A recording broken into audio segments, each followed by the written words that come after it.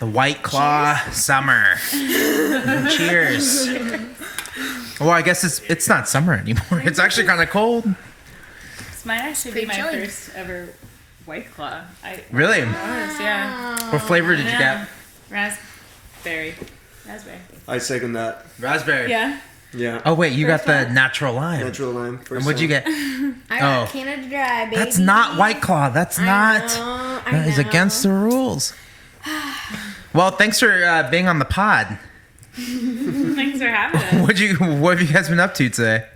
You guys are the last one. We started at 11 a.m. Oh my god. And here we are. I had the most classic, hectic day, but classically hilarious. Yeah. Yeah. Yeah.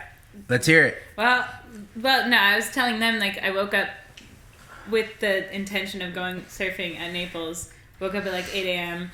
and of course didn't get there until 2 p.m. Yeah. Had radiation downtown at 3:15. Was an hour and 15 minutes late for that. So I was already out here. Can they get mad at you for that? I was out in West Goleta. Yeah, that's the thing. They're like, oh, we're going to punish you. I'm like, what are you going to do? Radiate me? Yeah. And then, so I was already out in West Goleta, which very happy to. We feel very comfortable. Yeah. Thank you for having us out here where it feels safe and comfortable. Out in West Goleta, had to run all the way back downtown, radiate, and then raced all the way back here. Here we are. That's crazy. All on 1%. There you go. The idea of Goleta being in coordinates or quadrants is very new to me. Did you guys make that up, or did you hear someone say? It's a non-existent thing. Oh, okay. Yeah. I was like, am I South Goleta then? Yeah. Maybe I'm South Goleta. Should we be saying that? Yeah. I looked at my cousin like at New Year's Eve. I was like, I think we're supposed to say South Goleta. So if you don't tell anyone, they'll just go with it. Yeah. Well, I think West is less of like a cardinal denomination in our case, but a cultural denomination. You know, like Got it. West Goleta has a certain, cowboy spirit to it. Yeah. I thought it was just a nice way of talking about Isla Vista. Well, that's as west as you get. You can get wester. Actually, we are currently wester than really. Because south facing beach. So got it. Yeah, so we are west. It gets west until just about past Hollister Ranch, and then you're at Point Conception. You can't get any more west than that. That's as west as you get. Well, I love that. That's so crazy. Well, I'm glad someone's talking about Goleta in songs. Yeehaw! Because there's one song I loved in junior high by the Mad Caddies, and they had a song called Old Town Goleta. No way! Yeah, but it's not a good song. But you guys actually wrote a good song about Goleta. That's crazy. You guys are the hot new band in town. Wow. Would you agree, or would you guys agree? We're for sure hot. You guys are definitely hot. Diego may be the hottest. Yeah, it's true. It's true. We knew it once Diego joined the band. Now we got some sex appeal. Yeah. That's wild, man. We figured it out. Yeah. And how'd this whole thing how did it get started? It started out with I met Cam about a year ago. We started jamming. We met actually at a Dante show. There you go. I love that. A year ago. That's awesome. And no way. Yeah, you guys were playing with Walter. Yeah. He was on the pod today. Yeah. Wow, in this room. I could feel it. His vibes. His vibes. There's vibes. And we started jamming, and then Emma, our bass player, who's not here today, but she and I started jamming one very stormy weekend up in Bodega Bay on a very stormy beach, kind of like more of a cottage jam weekend. I don't even know what it was, but started jamming there. Booked a show at M Special. Bella and I went to Baja on a surf trip, and I was like, "Hey, Bella, you play music? You wanna come and jam with us?" And it didn't really work out. We never really got to practice. But then at our very first show, I did not ever come to practice until our first show at M Special. There's always that one person that's like, I'll just show up day of the show. I'll wing it. But she was on stage shaking her tambourine and eating tacos on stage. And we were just like, I like your style. Now that's a vibe, And I've been to practice pretty consistently. That's good. Yeah. I love the growth. Yeah. We gotta love some commitment. Wow. And then I love it. Diego, tell us about how. Yeah, Diego, how'd you get in this? Well, I actually was at that show. I saw them for the first time at breakfast. I Cool. think. Yeah. They were actually missing a drummer and they had a drum set up. So I kind of just wanted to jump in. I love it. I really like improvising. I know. Out of respect, I didn't. Just maybe they were just like, His that's how girlfriend they was want like, it. no. Yeah. And then I don't know what happened. I think I just told someone that I wanted to jam with them. That's awesome, then man. the word just moved through them. And, Oh, I love it. It's just like putting it out there. yeah. Because, you know, you never know these risks we take by putting ourselves out there and being kind of vulnerable. Like, hey, man, is it cool if we practice it? That's like a big step that I don't think a lot of people would want to take. Vulnerability is fucking terrifying. I know. You know, bearing your soul. The whole part of being in a band is like extremely vulnerable. Like, not only you putting your soul out there in the songs, but then you gotta go play them live, and then people are judging you. And then you have to play even if you get a really big pimple on your nose. You gotta play. That mostly comes from playing. From the sweat and stress, like makes you break out. Happens to It's almost to like the you best of us. manifest it, you know? Yeah, totally, man. Oh God, but that's so cool. So it's kind of been like a year. You guys have been kind of in it for this. This is like our the first year. show is would be in 2 months from now. So not even a year. Wow. Yeah, we're still very fresh. Babies. But that is awesome. Yeah. What's your guys' favorite part so far? Have you been in bands before? Is this your first bands? I've been in a band before. Cool. What was it called, Maddie? It's called Dad Clothes. Dad Clothes is great. Classic IV band. Wow. Yeah, I've been in a couple. Actually, I think I shared the stage with you on 2013 or so. There you go. Where? Yeah. I was in a band called Madera. Oh, at yeah. the time. Yeah. I don't know if you remember. I remember your album cover with the surf guy. Yeah. That was that time. Yeah. That's crazy. 2013. Do you remember where that show was? I have no idea. It could have been the Bico or could have been... Did you ever play Carp Library? I did. Okay. I played the Carp Library once. It was that show? Maybe. Possibly. Oh my God. We used to play that a lot. Oh, really? Okay. Are you from Carp? No. Oh, okay. Mexico City. Oh, okay. Pretty close. No. But yeah, the Carp Library, that was a spot. That was a spot. That was a spot. Do they still do things at the Carp I Library? have no idea, but it would be cool if they did. It'd be cool. It'd be cool if they did. That's crazy. I got that. Oh, wait, what? You're in a hardcore band too. I was in a hardcore band called All Neck as well. Really fun. Retired rocker. It's like hardcore. Like I believe it. It raises some eyebrows. That's cool. Yeah. Is this the only band you're in right now then? Are you in any other bands right now, or just this is the only one? No, this is the only project that I have. I do hope to start experimenting some drums and some loops. Awesome. Soon. And then, have you done all the artwork for the project? No, that was actually Emma. Oh. Mm-hmm. Some Emma, and then some little bits here and there, though. Yeah, because I followed your art page on Instagram. Yeah. It looks great. Yeah, we've got 3 amazing painters. That's nice to have around. Yeah, in our band, so yeah. it's cool. Emma kind of is, we call her sort of the head of visual vision. Yeah, I'd her say. official title. She's officially that's visual awesome. Vision of Queentide, and so she kind of because she kind of started out doing the art, and her style's pretty distinct, evolving for sure. Yeah. But yeah, so it's been cool to kind of have the. I feel like the art for the band has kind of been a big part of our. For sure. Yeah. And she's doing her master's in scientific illustration right now. Whoa, where? Up in Monterey. Oh, Monterey's nice. Very nice. Yeah? Yeah. Have you played there yet? In her room. Oh, there you go. Yeah. I don't know. Are there room. places to play in Monterey? I've never played in Monterey. Not a lot. We're sure there's a we're bar gonna play somewhere, a couple shows. We're gonna do a big Santa Cruz weekend and do a couple shows in Santa Cruz because we've got some connects. Yeah. Because Santa Cruz is the place. It's awesome. Santa Cruz is the place. Santa Cruz is kind of like the West Goleta of the North, I'd say. Yeah, I would agree. Yeah. Santa Cruz is great. Great place.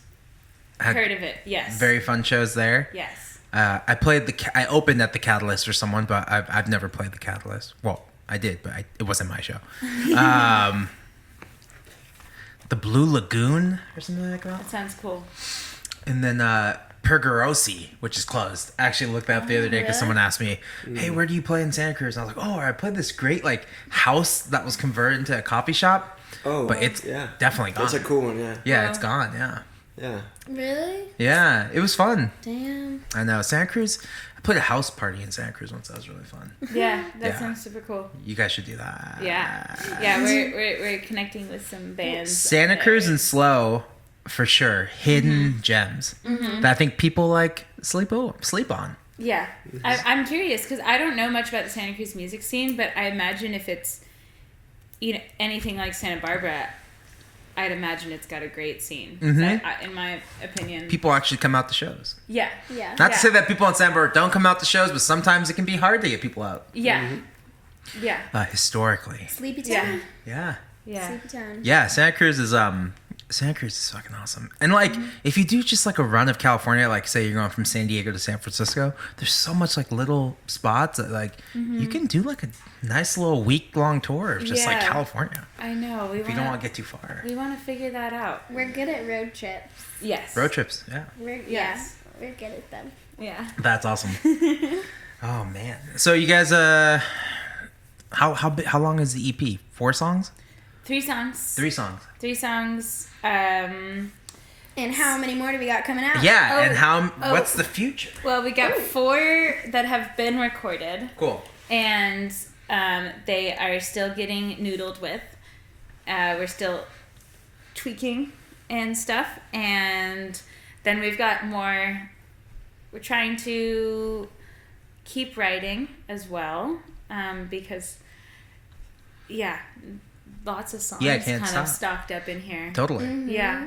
We want to do more group writing as well. Because every song that we've written as a group have been some of our favorites and also some of what have ended up being like crowd favorites. So, totally. Yeah. So what's the process like right now? You'll write on your own, right, or Emma will write on her own, or I'll start writing a song with Cam or with Emma or with Bella, and then usually next step is like Diego gets brought in and we kind of come up with a beat and a vibe. But yeah, it usually starts with like 2 people. Yeah. That kind of first start to sort of work it out. And that little seed. Yeah, exactly. So that the gist is understood. Yeah. Yeah. Sometimes we just have riffs and we just put them together, work on the structure. Yeah. Totally. Yeah. But where it really begins is the voice memos. Oh yeah. That's where it starts, man. It really starts at the voice memo. Yeah. Either you hum to yourself in your car, and then you work it out, and then we all work. It just the voice memo. It's a game changer, man. Yeah. It really is. It'll change I your think life. Apple realized what they were doing when they made that. Our most valuable tool for sure. For sure. We send them around. We send Emma a lot of voice memos of us practicing. That's cool. So that she can practice with us. And she drives down for the shows? Yeah. Wow. Yeah. But now we're just trying to be, as trying to be as selective as possible with shows to make sure that it's worth it. Yeah, and not just worth it. I mean, any show's worth it, but just like, not too often. It's kind of a trek to do by yourself all the time. Yeah. Doing a master's is hard work. Doing a master's? Yeah, and then she's super busy with school. Oh my god, she's so busy with school. Yeah. She works so hard. We're very proud of her. Well, you guys do such great work with like the art and the recordings sound really good and the songs sound good. It's so cool to see that. Yeah, that's what I'm saying. It's nice to see another band in town, like, because I moved back from LA like in 2017, 18, like 2018, and like it felt like I left this, like when I left Santa Barbara in 2015, and when I came back, I was like, oh, it got worse. How did it fall apart so quick? What the hell? We got a target. Yeah, so what happened. Yeah, 2 targets. Suburbia encroached. Yeah. It really, the sprawl. Yeah. I came back and there were just no shows. There was no bands. And then Goleta's all of a sudden not country anymore. It's just, I don't know what that's all about. Yeah. It's wild. But then you guys popped up and it changed my life. Oh. Well, it gave me like hope. I was like, oh good, there's more. I can't do it. Yeah, it's a sleepy town, but not too sleepy. I know. Yeah, every once in a while there's some great bands that come through, and that's what the podcast is about, Yeah, what is this podcast? I actually don't know what this podcast is about. It's about me talking with musicians or other people What's too. What's it called? It's just the Dante Elephante podcast. For sure. I didn't think of a good name. Is there other editions that we should have listened to? No. Okay. I have episode 7. I think comes out next Tuesday. All right. What episode is this? We don't know yet. Oh, for sure. So we're banking them now. All right. We're banking. Well, tell us, do we have faces for radio or what? You have faces for Spotify, for radio, for all of it. How crazy. People what they want. You gotta give them what they want. That's Diego, Exactly. That's so crazy. So you got new songs. Well, it sounds like you guys have a lot of songs. How do you pick what gets what? Is it just like this one reacted best with the crowd? Maybe we should consider this one more. Like, how does it get? Yeah, like how do we design the sets and what's gonna get recorded? What's gonna make it on the record? Whichever one's with recording, most solid, yeah. Whichever one we practice. Yeah. No. But that's like kind of telling. Like if you're practicing it the most, it's like it's feeling really good. And it's Yeah. But go on. The first song that we recorded was actually "Sliver of Moon," and that was with Dom Burnham, and he does up until now all of the recording for Uncle Uncle. Okay. And producing for Uncle Uncle. And I know Dom. He and I were in Dad Clothes together at UCSB. And when I moved back, I was like, hey, would you maybe want to help me record a song? Yeah. And we started recording it really, like, before it was really a song yet, kind of. So, we started recording that, and it kind of all came together at the same time. And then we recorded 2 other songs, Sticky Salty and West Goleta. Yeah. Late summer at Jazz Cat Studio in LA. Yeah. Or Long Beach. And we picked those. Why'd we pick those? Because they were fun and we liked them. And I think intuitively, like, the songs that feel really strong and, like, feel like we want to immortalize forever in this crazy digital age. Like, we've been very intuitive about, like, what feels good, you know? Cool. Yeah. West Goleta also, I think it's a good vibe. It makes people feel good and connected, and it was kind of a song that we wrote together as a group. And also it's one of the first songs actually where you were singing lead. And so that felt important to have, like, everyone have a part that was, like, sort of distinct. And then Emma sings the whole time on Sticky Salty. And that song we wanted to include because it has this, we sort of started transition from this kind of folkier, kind of like, folk rock, indie rock to sort of, we started listening to a lot of, like, Pixies and Courtney Barnett. Yeah. And kind of were like, wait, we want to be thrashing. Yeah, just a little harder. Yeah.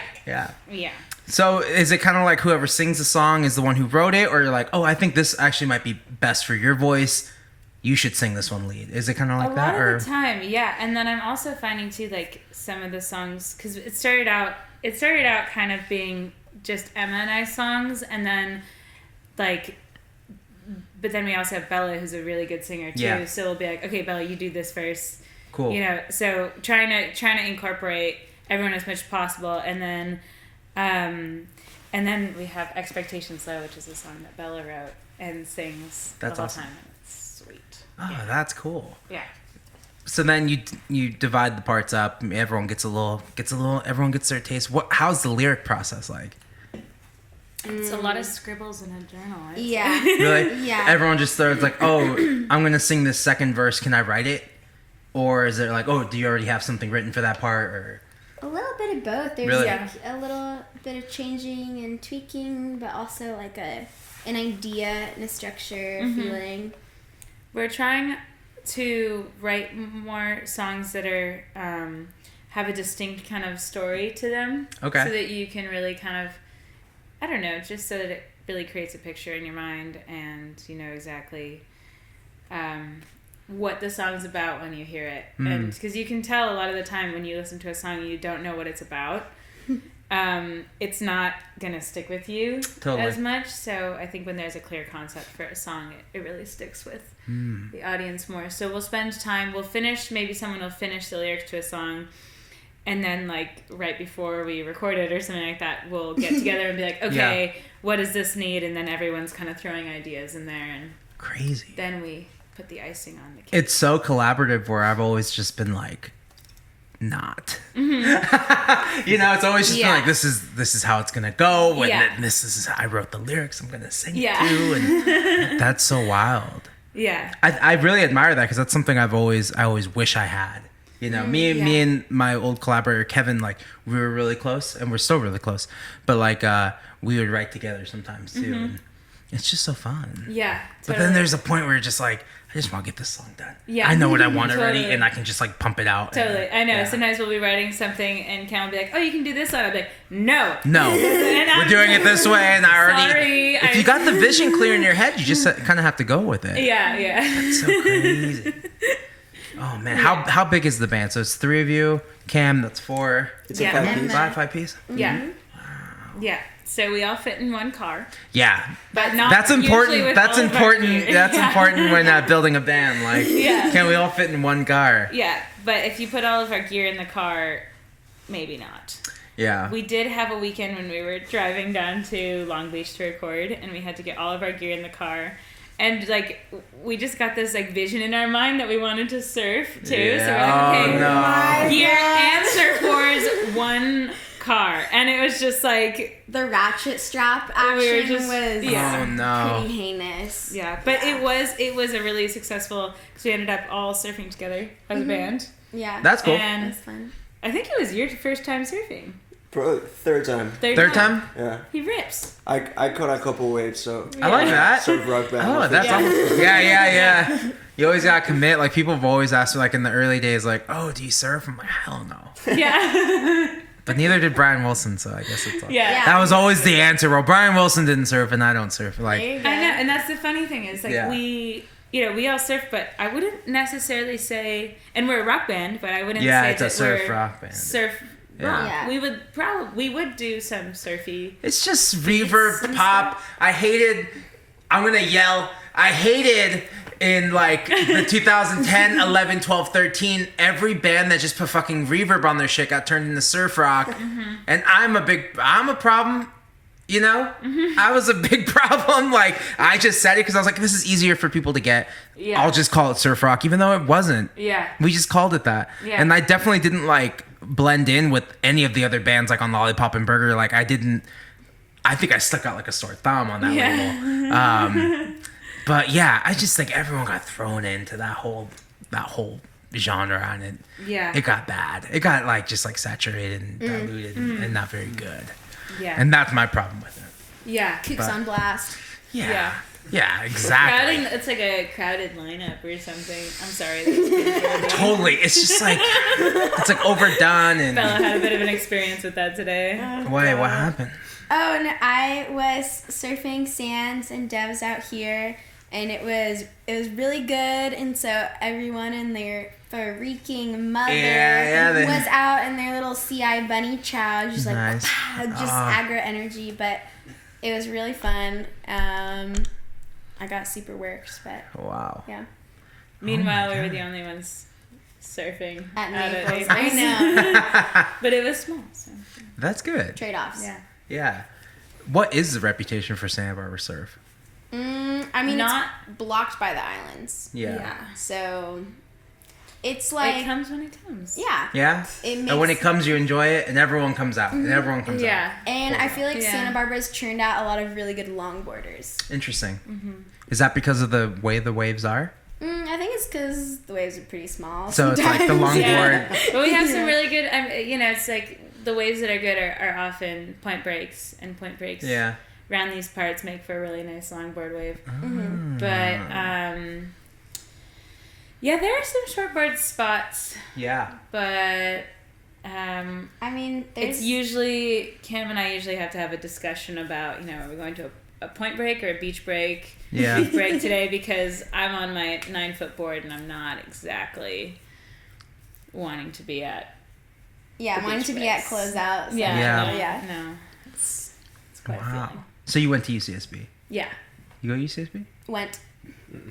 I worked there. Works there. Oh, you work at UCSB? Yeah. I went to San Francisco State. Oh, they have the depot. That's where bands play, right? Yeah. Oh yeah. It's really cool. That's cool. Yeah. I always wanted to play there. Yeah. Shows all the time. Yeah. That's tight. Any fond memories at Isla Vista?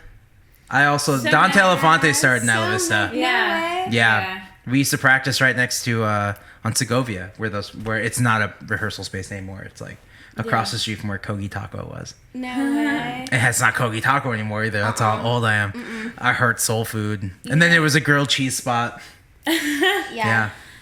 Isla Vista is a very special place where you go back and you like drive through town and you see some guy like skating along barefoot with his hair blowing back and you're like, I know you. I don't know you, but like I know you. You know what I mean? Yeah. Like you're that kid who always comes in late to chemistry and all that stuff. And then you see someone else like cruising by like biking with a 30 rack and you're like, I know you too.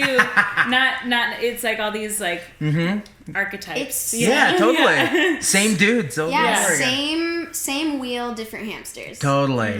Yeah. That's crazy. Yeah. That was always our thing, like in Isla Vista, we're going to play a house show because my drummer lived on the first block of DP.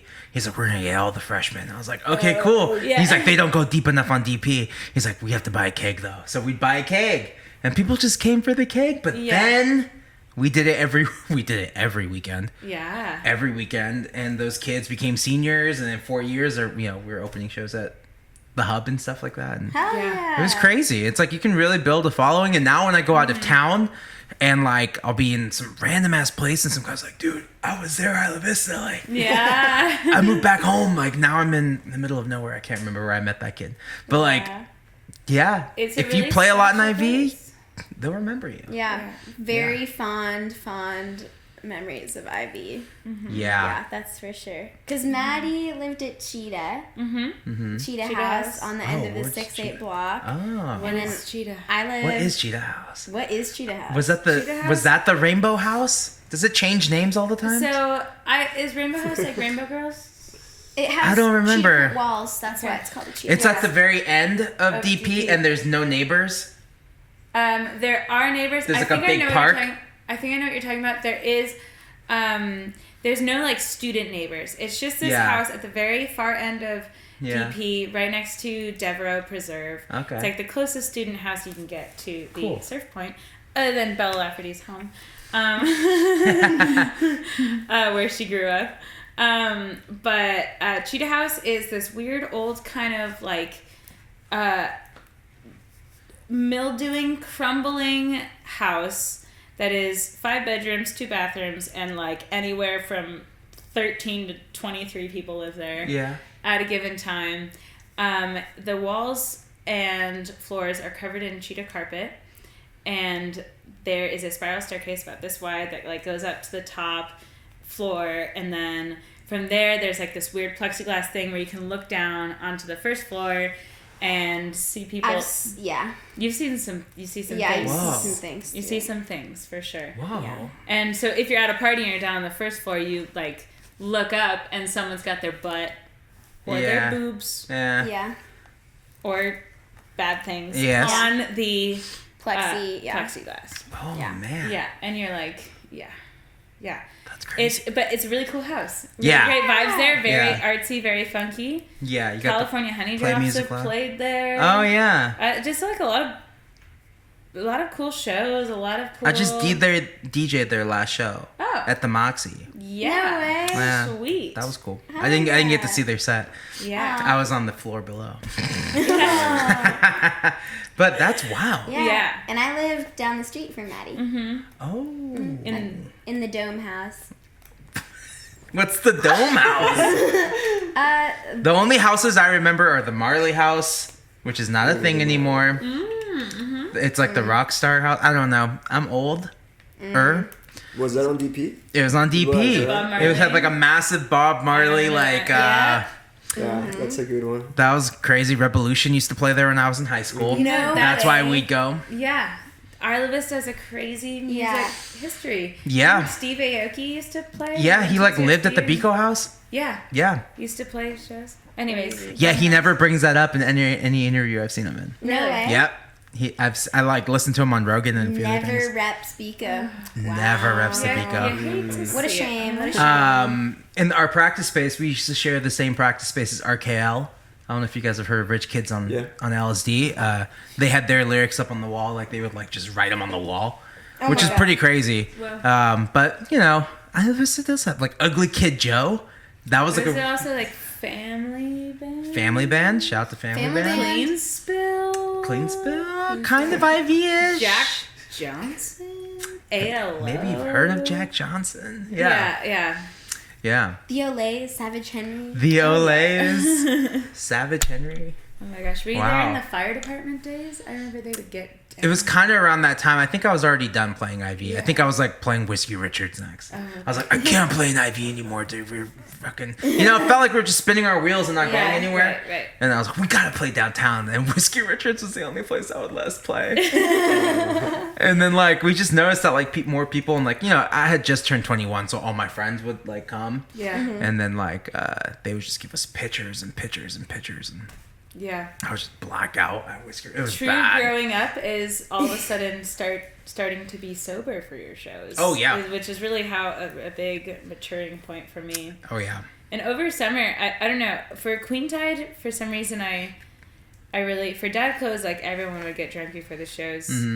At the sort of loss of musicianship, unfortunately. At the cost of musicianship, but at the gain of I don't know what. But for Queentide, I don't know, I kind of really just would have only start really drinking and after we play, just because it's like, well, for gotta the whole play the summer, show. Yeah, you gotta play the show. Play the show. If And you can drink for summer, so. Yeah, exactly. I wasn't drinking over summer because of chemo. Yeah. And totally different perspective on just like what it means to go out and get drunk and stuff like that. You sort of, Yeah, I didn't learn that until I was 27. Yeah. I was like, oh, I don't have to like black out for every show. Yeah. I think I pissed off like enough like bands I was opening for. Like, like I, you know, shout out to Japanese Breakfast, but I drank all their beer. Oh my And God. like they were pissed. That's so funny. It's fine. It's fine. I was like trying to compensate for the fact that like I had two members just filling in and they didn't know the songs that well. So I was like, well, if I'm more wild on stage, like people won't notice that we're not playing as great. Yeah. And no, we just played poorly and I was a fucking mess. Yeah. So I kind of stopped doing that around that Japanese time. Breakfast. Yes. I'm sure Michelle forgives me by now, but she probably doesn't. Yeah, they do, what's their Roadhead?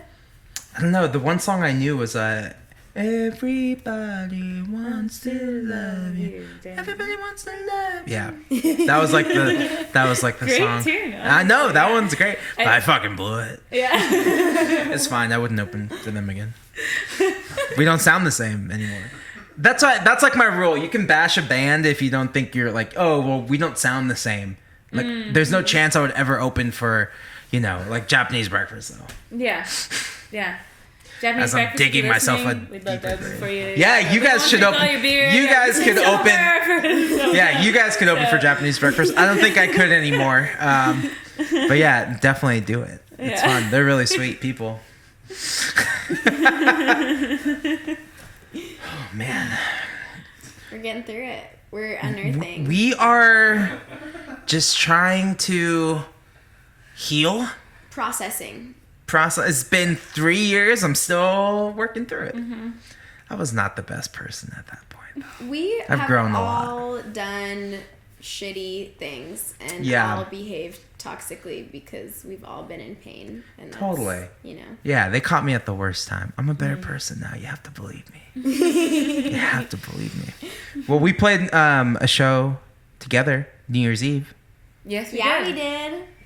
How was your guys' experience? Fun. Yeah, tell me about it. So fun. I had such a good time. Yeah.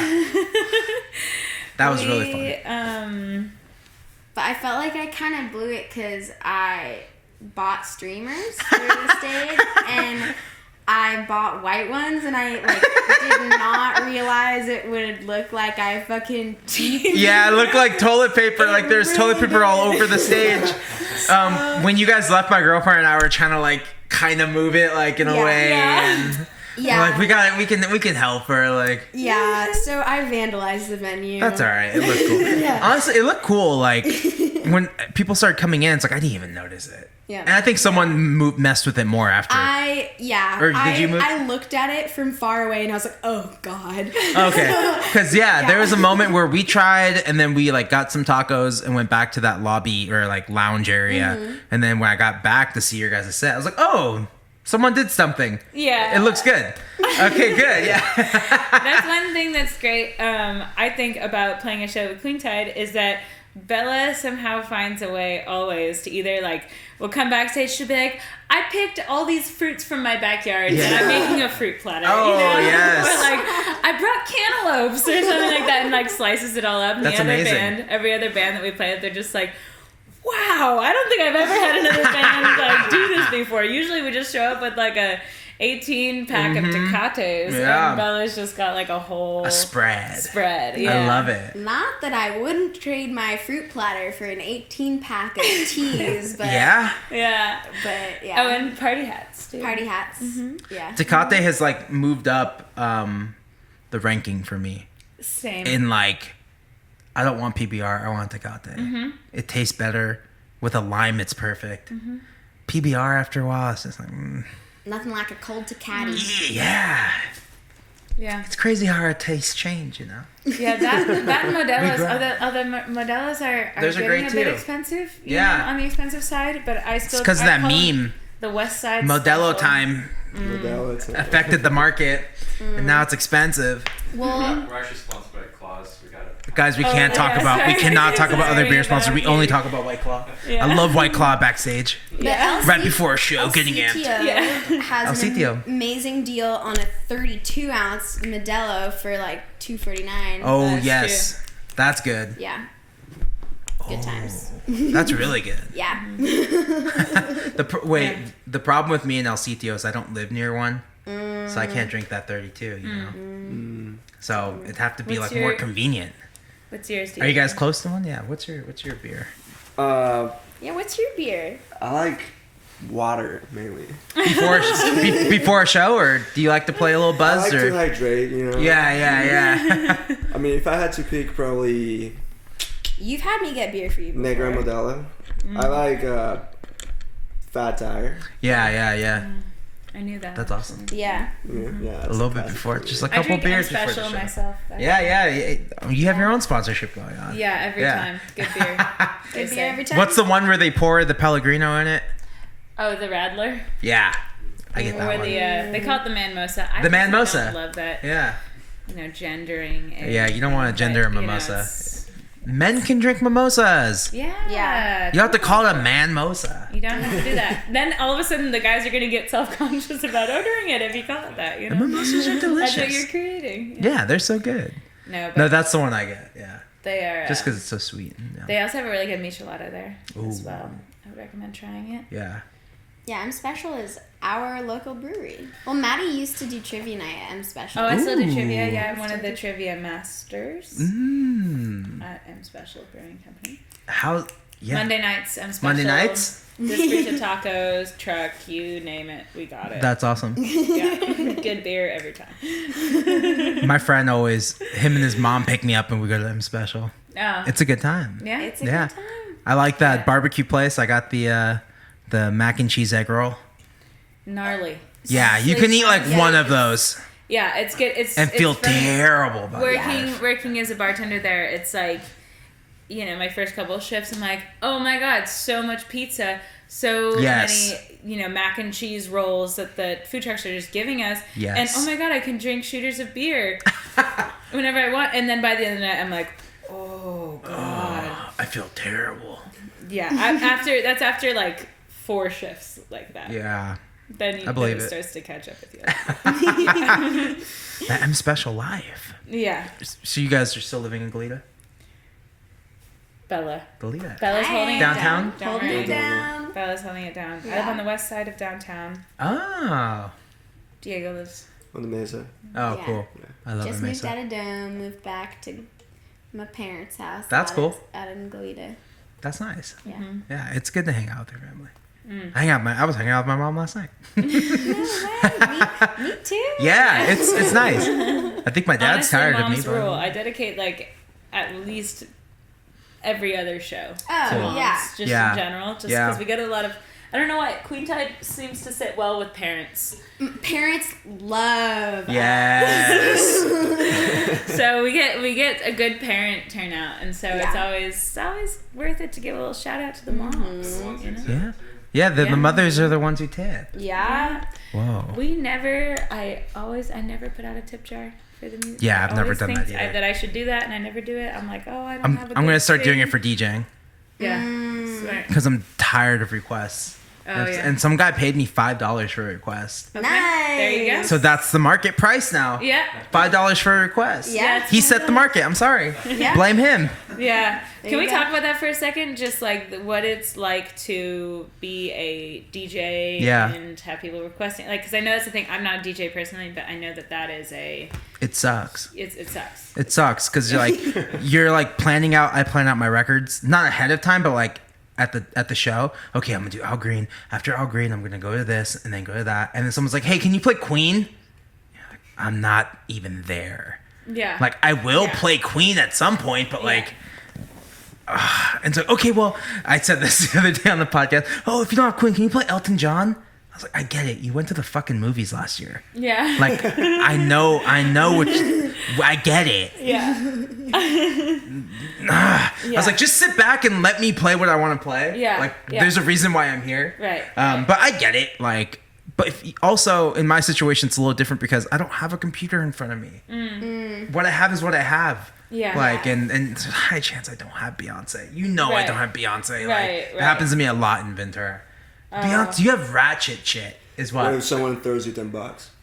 I don't have it. Then you're like, go buy me a record. Yeah, go buy that Beyonce record and I'll play it. Yeah. Or ratchet shit is like the new thing. Do you have any ratchet music? I don't even know what that is.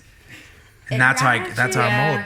It's I'm old. People just want to get. People are just getting They down want to get with nasty, their bad selves, and that's okay. Yeah. You know, it's changed. It's changed from Al Green to the style of the way that people want to get down with their bad selves. Yeah. Has Like, can't a thicky baddie be feeling herself?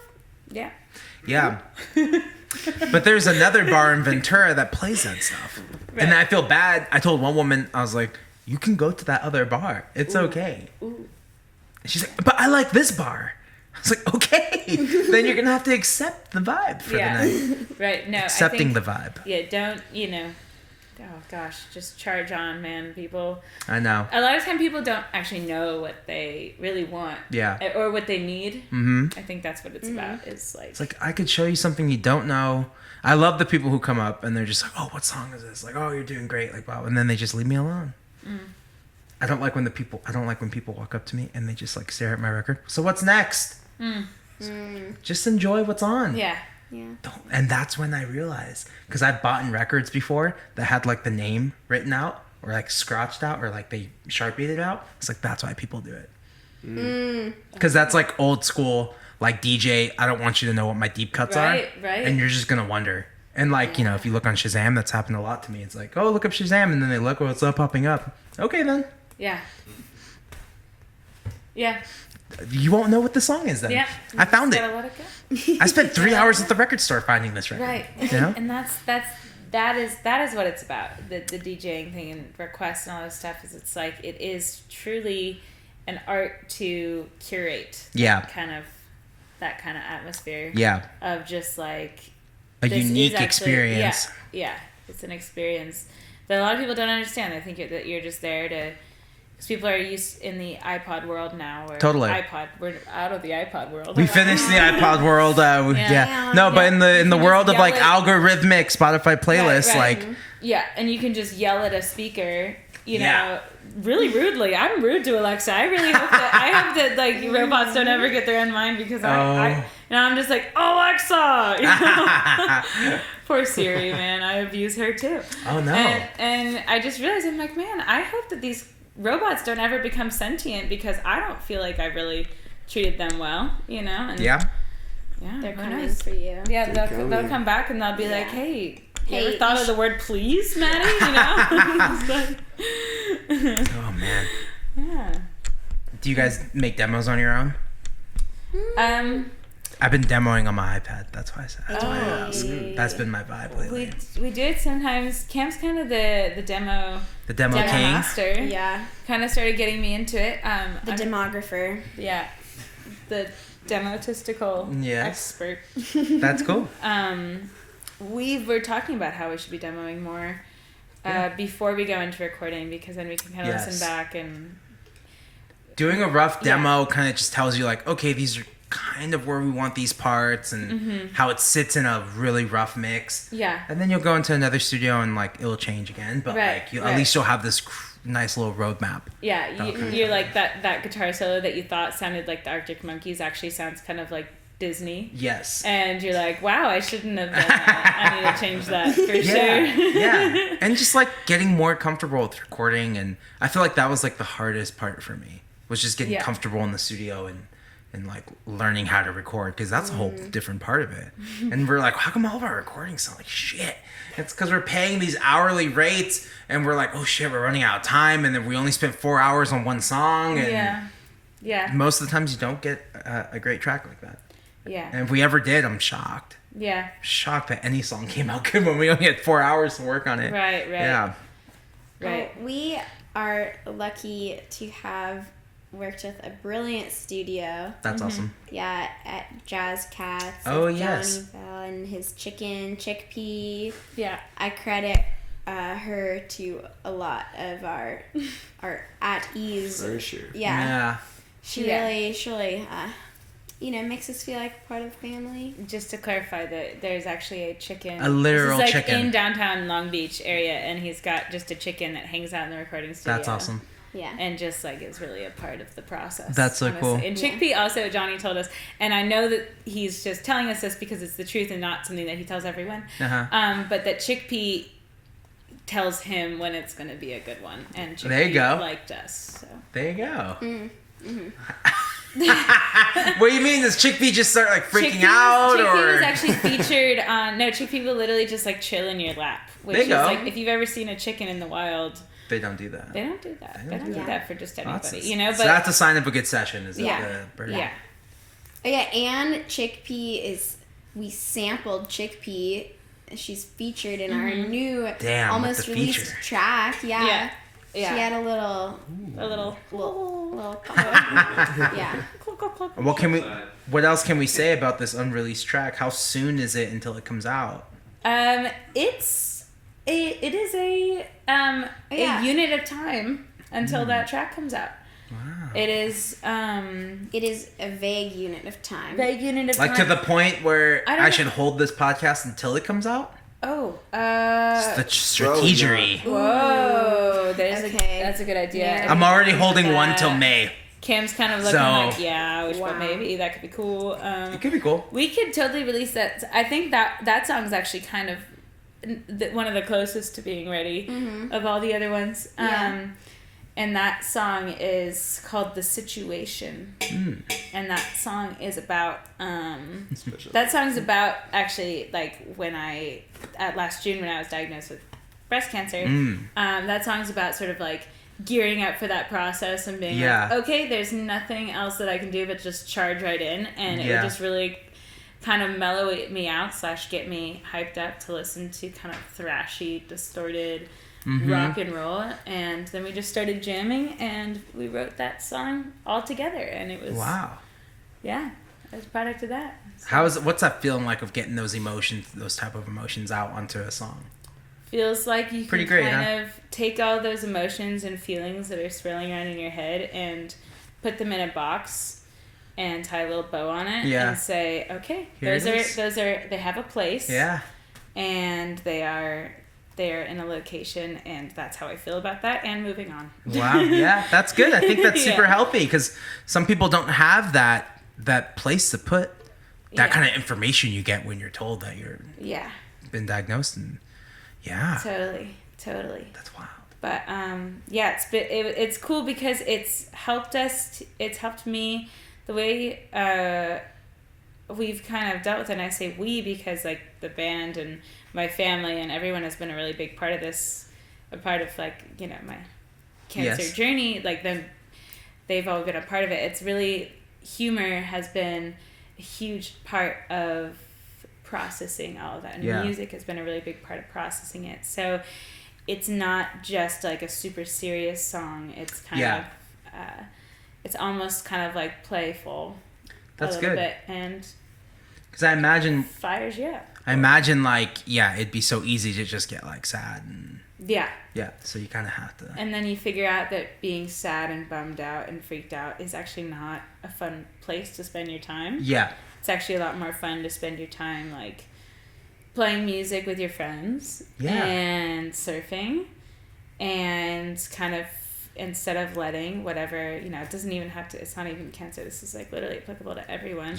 Like whatever is trying to get you down, that doesn't have to take over your life. It's just all of the stuff with that is going to work around your good life, the things that you want to do. And I'm sorry that I show up to radiation with, you know, sand on my body. They're like, is there sand on you? And I'm like, is that a bad thing? They're like, well, it's a little dangerous. Does this complicate things? Yeah, I know. But yeah, no, we've been charging it. Yeah, you've been charging. Hell yeah. Sure.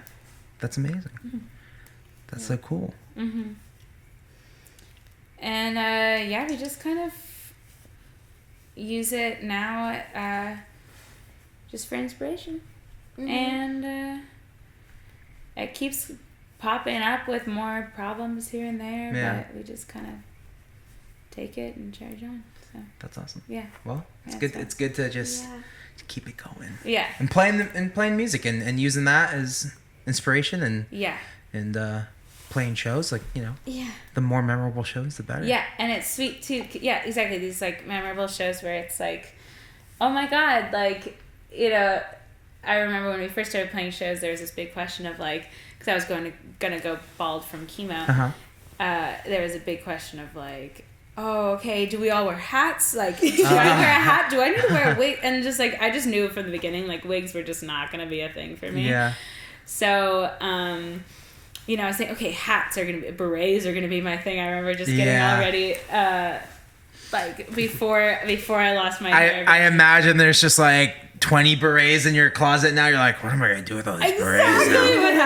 Exactly what happened. Different colors. Yeah. Different designs. You're like, I get a lot of weird hats as gifts, and I'm like, oh no. It's like, okay, not wearing this hat. Thanks. Yeah. I made a cool pot out of a hanging pot out of a weird hat that I was given. Is that a weird gift to get? A hat? Because now they're assuming something. Exactly. It's like you're assuming I feel uncomfortable, which is making me uncomfortable. That you're assuming that I'm not. For the most part, I was like, give me all the hats, because I was like, I want all the hats, and then you get some hats, you're like, oh, probably not gonna wear that hat. but I have a lot of hats now. But we had a lot of fun at the wig boutique. We were thinking of maybe like trying to get a Kruangbin vibe going with like some black wigs, but they didn't really have anything quite like that. Most of the wigs there are made for like 70-year-old ladies. So there was a wig place, costume place next to Yale Deli. Yeah. Did you guys go there? No, they have one in the cancer center. Oh. Yeah. I went to that place once. That place is wild. Yeah. Victorian. I can't remember the name of it, but yeah, I remember going in there a couple times. What? We lost Diego. Another White Claw. Oh, another White Claw. Wait, get me a White Claw. But yeah, we got a really good collection of hats out of it. I lose hats all the time now. Mm-hmm. Yeah. But yeah, your noggin stays warm. That's for sure. it does kind of. It is now. I know. Yeah, it's kind of hot in here. Yeah.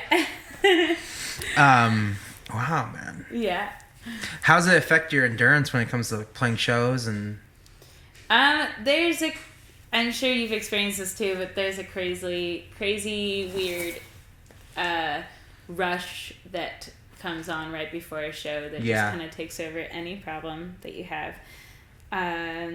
Like there was one show that we did with Walter where I'd had chemo 3 days before that. Yeah. And I was supposed to be at like my peak worst kind of in the chemo cycle, and I was like super scared and nervous before, and I'd had problems with like fainting, or I'd had problems with just like debilitating nausea. And then just as soon as it was time for us to go out there, it all just went away. Wow. I just completely forgot about it. And that was actually one of the craziest things. Like nothing really helped the chemo nausea, except somehow, and I kid you not, like live music, people playing music for me, and jumping in the ocean, just getting in the ocean. But like, I'm not kidding. Like there was like this lift off of my body. The nausea just went away when people would play music for me. Wow. So, yeah, that was one of the most powerful things. I think I'm a true believer in the healing power of music. Of music, yeah. And I'm sure everyone has experienced that. It really does move you. It really does, yeah. Yeah. There's only one left. That's okay. No, take it. I'll get a beer at Topa Topa right now. Yeah. Wow, man. Yeah. Has anyone else had a healing experience with music that's sort of every time transcendent? I have been sick and then hit the stage, but then the crash after the show is always like, it's like it wears off. Yeah, all the adrenaline that I had on stage, like especially after New Year's Eve, I was like, let's go home now. Like I was like falling asleep before that show. Totally, I know, and everyone else who's at the New Year's Eve show is like, yeah, party all night, all this stuff, and I'm like, party till the end of my set. Yeah, exactly. You gotta pack all the gear up and go. Yeah. That's funny. That's the worst part. I was just sitting there chilling, and they're like, oh, here's your money. I'm like, oh, thanks. And then I look back at the stage, I was like, oh, I haven't moved anything. And now I have to move everything. Yeah. And you're like, wait, where's everyone going? Sorry. Everyone left already. I'm like telling my girlfriend, could you just carry the guitar? I'm sorry. Like, yeah. And they just handed us so many bottles. Yeah, I know. Oh, my God. I drank 5 beers that night. And then I drank 5 beers, and then I got on stage, sweated it all out, and I was sober by the end of the show. And I was like, all right, that's New Year's Eve. That was a really good choice of a cover. That was, for people who don't know, we covered Talking Heads, This Must Be the Place, and had everyone go on stage, and it was really fun. Mm-hmm. Yeah. Yeah. It's just like the same 3 chords over and over again. It's like super easy to learn. Yeah. The lyrics are the hardest thing you have to learn. Right, I know. But then reading the lyrics too, you're like, oh wow, this is a really special song. Just, it's kind of about friendship and like defining what a home is, which is such a huge theme, I think, in probably everyone's life, of just like totally at this age especially. Mm-hmm. Yeah, at this age, and I don't know how old David Byrne was when he wrote that, but I imagine it was just like years of touring and trying to find his place. And I think at this age everyone's just trying to find like a little sense of what is their home, or where they belong. Mm-hmm. And there's just something so nice about it. Yeah, and the melody's so good. Mm-hmm. I don't know. Yeah, I really loved playing that show. It was so fun. Yeah. And I think I was like on the fence about playing it, and I was like, I don't know if I want to play.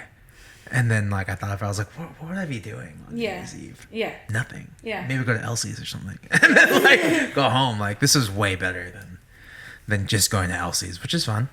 Elsie's is fun. But yeah, Elsie's definitely. is great. Elsie's is a vibe. Elsie's. Yeah, you can do it any other night of the year, and guaranteed you'll get the same experience. Oh, for sure. And that's a good thing. It's not critical. It's consistent. At all. It's consistent. It's consistent. You know what you're gonna get. Yeah. Yeah. And then Jesse works there, and he always plays great music. Mm-hmm. Yeah. Mm-hmm. Yeah, there's kind of like there's kind of an intense pool atmosphere there. Yeah. I found, yeah. Anyone play pool? There you I'm go. thinking about going The professional. shark. Yeah. The shark. I love it.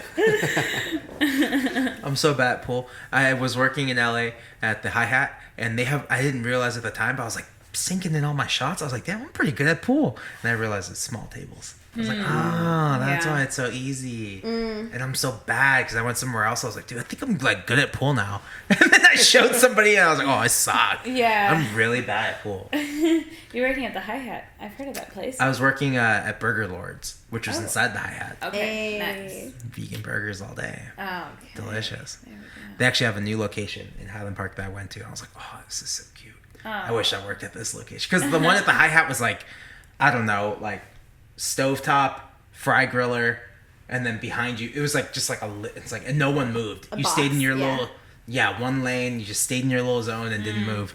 But now it's like they have like these nice, cute little seats. I was like, wow, this is cool. Yeah. And it's like way closer to where my house was, and Echo It's Park okay. and Highland Park are zones for sure. Highland Park's the shit. Yeah. I love it. Yeah. But Santa Barbara is also the shit. I posted the other day on Facebook, Google Tracks everywhere you go. And I had like a pretty crazy tour schedule this year. I went on 2 national tours. And I just saw like all the little places I went. And it said I was in the car for like, I don't know, 16,000 miles or something. And I had someone comment to like some guy I went to high school with. He's like, oh, any of them better than SB? I was like, hell no. And that was like something that made me feel so good when I did travel around the United States. I was like, yeah, this place is cool. This place is cool too. But like, fuck. As soon as I got back, like driving in, like as I passed like Goleta and like Rincon and stuff, I'm like, oh, I'm home. Yeah. I'm just gonna chill.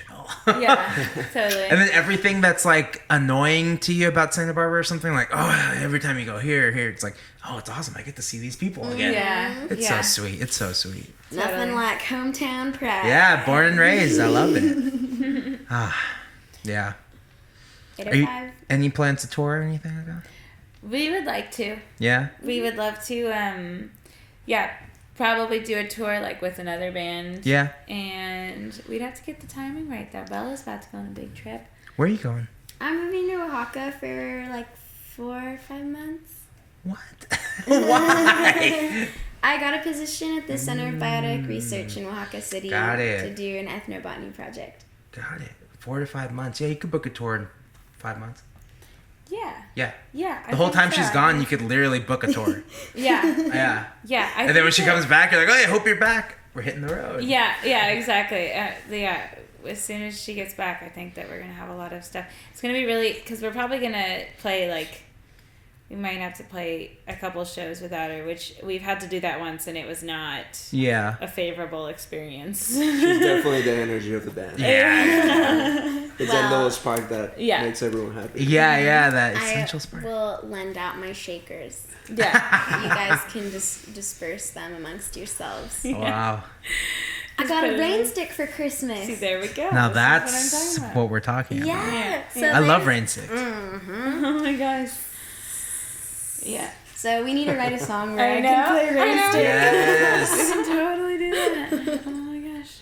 Yeah. Pretty key. Let the rain come down and wash my dreams. What's that Yeah. Hillary Duff song? Let the rain fall down and wake my dreams. Let it wash away my sanity. Hillary 'Cause I Duff. wanna feel the thunder. I wanna. Hillary Duff, yeah. Yeah. Dude, my that's a girl, great track. My girl. I was a diehard Lizzie McGuire girl. Oh, 100p. Disney Plus. I had the New crimp- season coming out. Disney Plus. The Conair crimp thing. Mm-hmm. No way. Oh yeah. Get the Lizzie McGuire, like some of her outfits, man. Yeah. Iconic. Iconic. Hanging out at recess. Mm-hmm. Listening to Coming Queen. Ethan Kraft. Ethan Kraft. Ethan Kraft.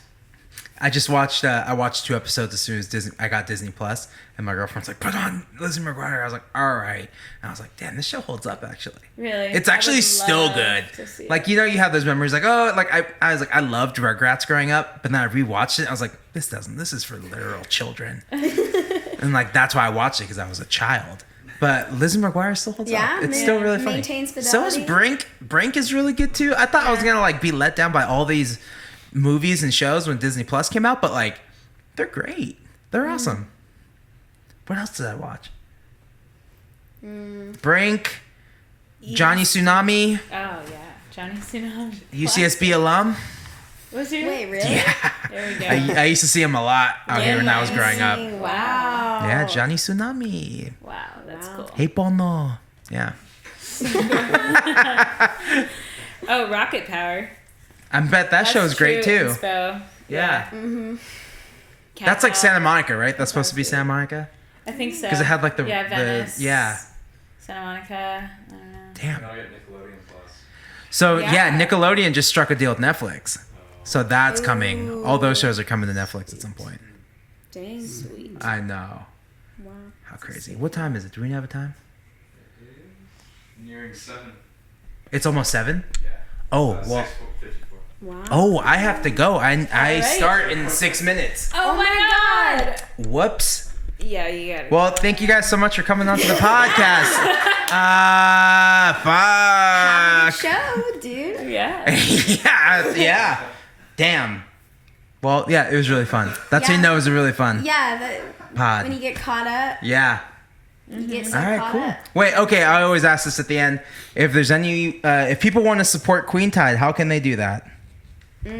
Listen to our music, come to our shows, buy our stickers. Spotify? Oh yeah. Follow you on Instagram? Do you guys have a website or anything like that? No, Instagram is our website. Got it. Spotify and Instagram. Spotify and Instagram. We Cool. have generally entertaining content. I like it. Yeah. Mm-hmm.